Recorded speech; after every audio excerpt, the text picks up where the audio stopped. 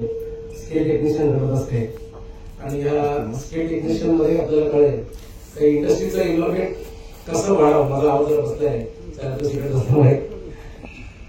Sir. Industry involvement मध्ये आपल्याला जो बघितलं आत्ताच्या वेळेला आपण हे आता जर डिजिटल जर बघितलं जी ऍडव्हान्स टेक्नॉलॉजी आहे इंडस्ट्री आणि इन्स्टिट्यूट म्हणजे ITI is a huge gap between industry and institute.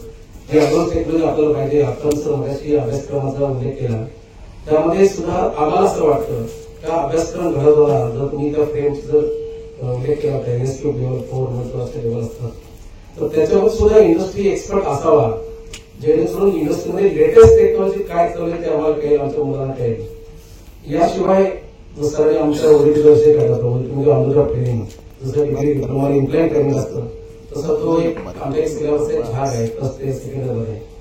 यामध्ये आपण काय केलं पाहिजे सर इंडस्ट्री एक्सपर्ट तर आहेच त्याशिवाय आमच्याकडे येऊन इंडस्ट्रीने आपण सांगितलं का इंडस्ट्री इन्स्टिट्यूटमध्ये आपण जर एमओईज केले तर इंडस्ट्री नक्कीच इन्स्टिट्यूटवर येऊन काम करू शकते. आमच्या मुलांना लेक्चर देण्यासाठी इंडस्ट्रीचे एक्सपर्ट आले पाहिजे स्पेशली जे सेफ्टी ऑफिसर असतात जेणेकरून इंडस्ट्रियल सेफ्टी आणि इंडस्ट्री कल्चर काय आहे ते आमच्या मुलांना कळेल.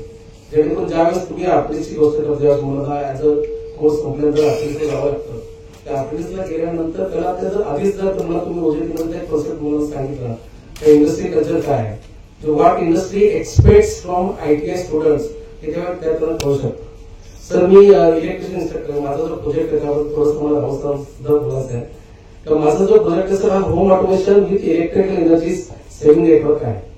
यामध्ये मी काय केलं सर एक स्वतःच आमच्या इलेक्ट्रिकलच्या मुलांनी ते 3D सिस्टम वगैरे बनवून आपल्या नेहमी हातात असताना मोबाईलचं स्कॅन आपण काय करू शकतो लाईट्स फॅन्स इझिली बंद करू शकतो.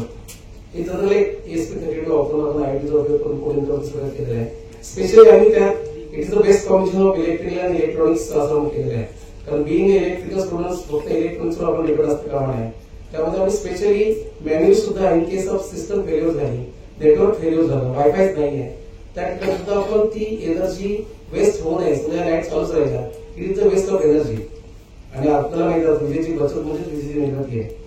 भारतासारख्या प्रचंड लोकसंख्या असलेल्या देशामध्ये असं आमचं मत आहे सर की एका कुटुंबाने एका महिन्यात जर 1 मिनिट जरी वीज बचत केली आपण इट्स अ ह्यूज जनरेशन आपल्यासाठी होऊ शकतं. त्यासाठी आपल्यासाठी हा आमचा प्रोजेक्ट आहे. फक्त मला सर नाव सर नाही सांगायचं आहे सर हा प्रोजेक्ट माझ्यासाठी लिमिटेशन लागतं आम्हाला नेक्स्ट लेवल आम्हाला कळेल. माझी ज्युनियरची मुलं आहेत आम्हाला 1 वर्ष आहे आमच्याकडे आणि पुन्हा मला यायचं डिफेक्समध्ये. या प्रोजेक्टमध्ये माझी आता रेंज 10 किलोमीटरची आहे पण मी जगाच्या कुठल्याही कानाकोपऱ्यात असेल आणि पुण्याला माझं घर आहे तिथून मला माझे घरचे lights fan AC BC mixer वगैरे चालू करता येतील का हा पहिला मुद्दा.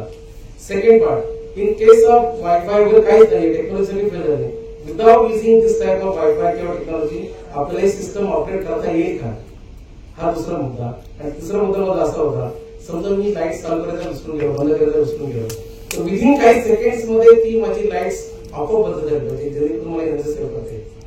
हा एक मुद्दा आहे.